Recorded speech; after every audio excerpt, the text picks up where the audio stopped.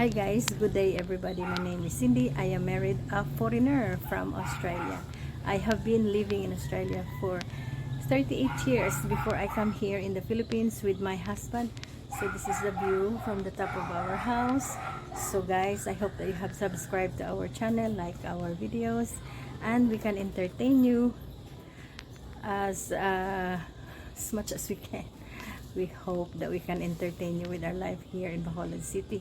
So this is our life in Bacolod City. Continue watching guys, and I shall see you guys in the video. Then itong nakuha natin coins. So ilalagay na natin yan sa container para guys na hindi tayo mapuno ng coins. Saka ito yung sunglass ko na glasses ko na wipes. Anuin ko siya guys. So masakit yung dito ko namumula. Kasi lumuluha yung mata ko. So pumupunta dito sa skin, and then yung skin medyo mahapdi. Ayan, mahapdi siya guys. Yan. Yan. So ang hapdi-hapdi ng mata ko. Sige. Yun. So that's it. Hindi ako nakapag-video kanina. Nag-picture lang ako. Nag-lunch kami ni Daddy sa Kenny Rogers. Tapos kumain ako ng bread chowder nila. Si Daddy naman nag-burger. Ayan. So, ayun. At saka yung fridge natin, gumagana na. Umaandar na siya ng 6. Na-reach na niya yung 5 degrees. Ayan. Which is, hooray! Ito naman, dapat siya kasi 18 or 14. So, dyan, yan naman ang i-adjust natin. But, ang ano natin, okay na. Ayan, malamig na siya, guys. So, ang inverter na fridge and freezer, medyo mahirap siya, guys, intindihin. Mahirap siya intindihin kasi kumukuha siya ng cold niya from the freezer, binubuga niya doon sa hole, dinadala niya doon sa taas. So kaya hindi gumana ito ang fridge namin, pero gumagana ang freezer na part. Ang ref, ang tawag niyo dito sa Pilipinas, ref. Australia tawag namin fridge. Hindi gumagana guys, pero ngayon okay na siya. So mga 3 days. Pero gumagana yan ha. Kaya sabi ko, paano to? Pag hindi gumagana, bakit yan lang? Yet they are one. So, sabi ng higher na technician, sabi niya, ma'am, bigyan mo lang ng time, babalik siya. Kung hindi siya sira. Sabi ko, gumagana naman. So, yun.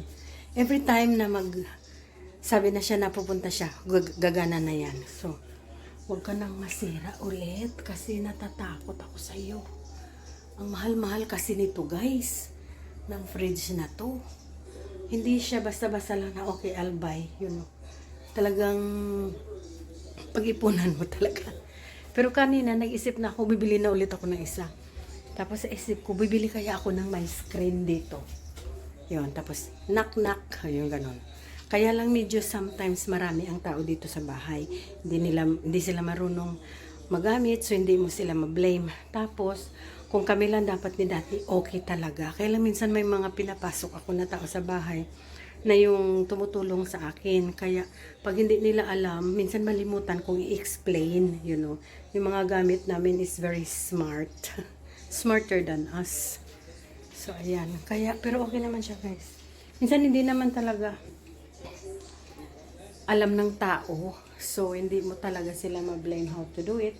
Bigla na lang siya talaga gaganyan. So anyway, from now on, do not do that kasi not good. So ayan, it's time check, it's 10 past 5, kaya lang umuulan sa labas, so madilim, so wala tayong magawa.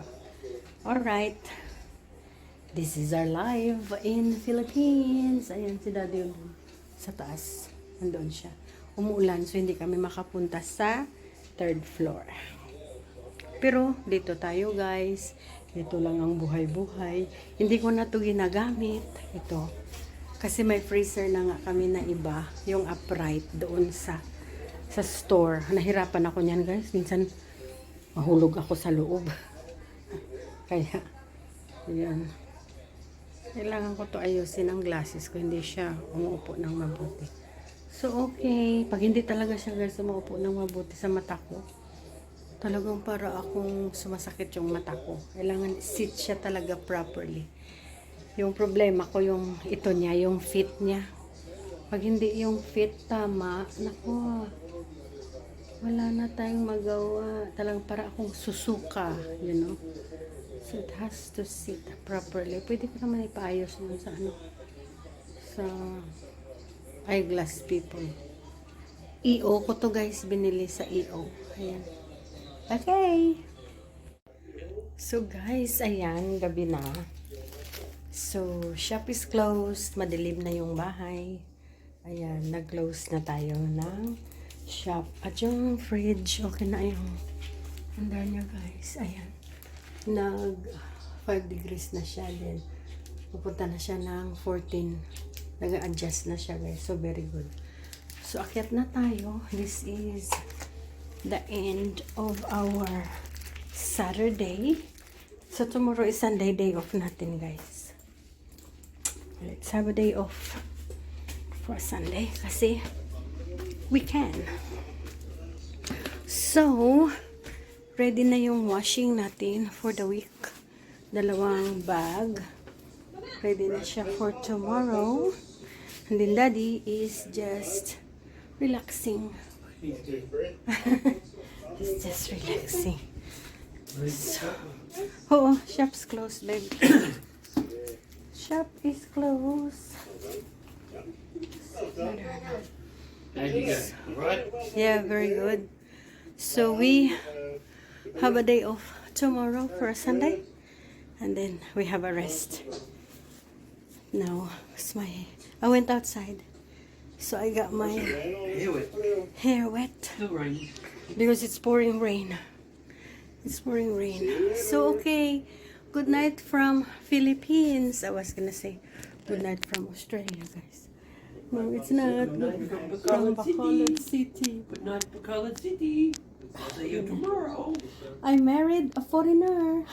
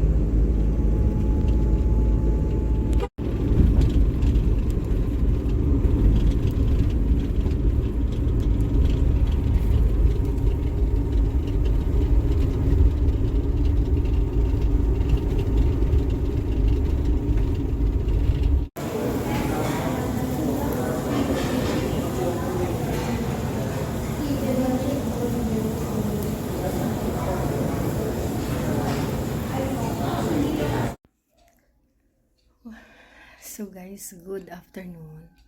Kumusta po kayo lahat? So today is Sunday, rest day namin today. Pero nag-initiate kami na mag-grocery. Tingnan niyo. Yan ang grocery natin. So there it is. Ayan. So ayan ang pinamili natin today. So bubuksan ko siya. At ilalagay natin sa places kung saan siya ilalagay, guys. Mayroon doon sa bahay at para sa store. Okay?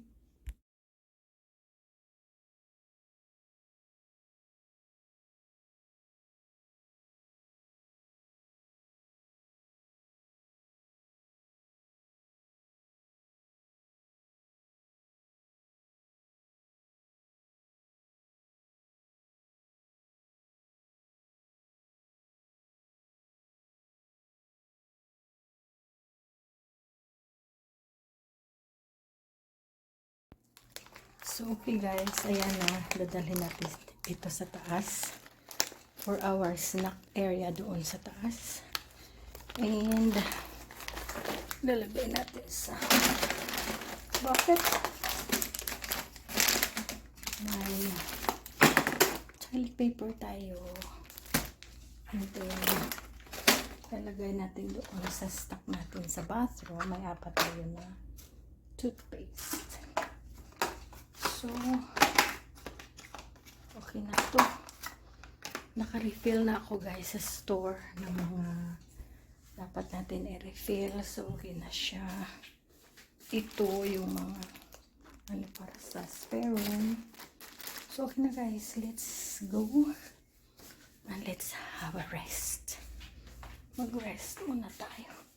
May 2 na tayong lipid para sa home supply natin. Ayan.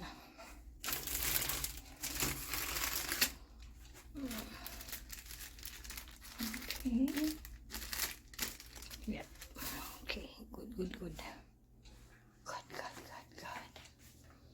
Okay. Let's go guys. Yan ang Sunday natin today. Nag-grocery tayo, naglinis, at saka naglagay ng mga stock. Okay na yan. So we can have a rest. Tomorrow is Monday. Bukas ang store natin. So guys, good evening. Tapos na tayo dito. Naglinis lang ako guys sa 3rd floor. Tapos bababa na rin ako. So ayan. Ito yung hat namin. Uniform namin to guys. Tara! Ayan siya. So, makita nyo yan. Magpa-picture ako pag ginamit ko na yung uniform. So, wala tayong guys.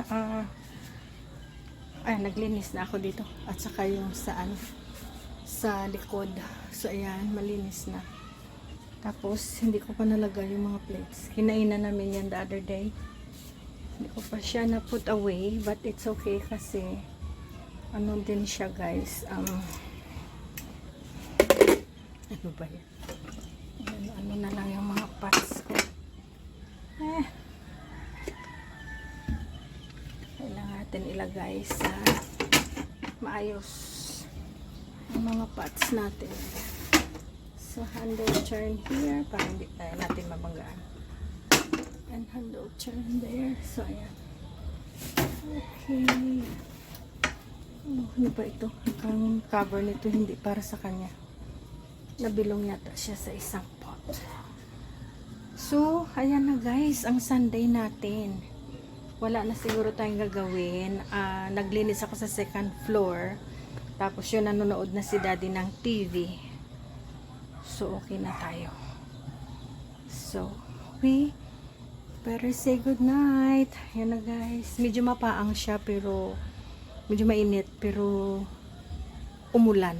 So, yan siguro yung effect. So, yan ang 3rd floor natin guys. Enjoy the view. And good evening everybody. This is our life in Bacolod City. And I'm Cindy. And I am married to a foreigner. Good night everybody. See you next time. Thank you for watching. Bye-bye now.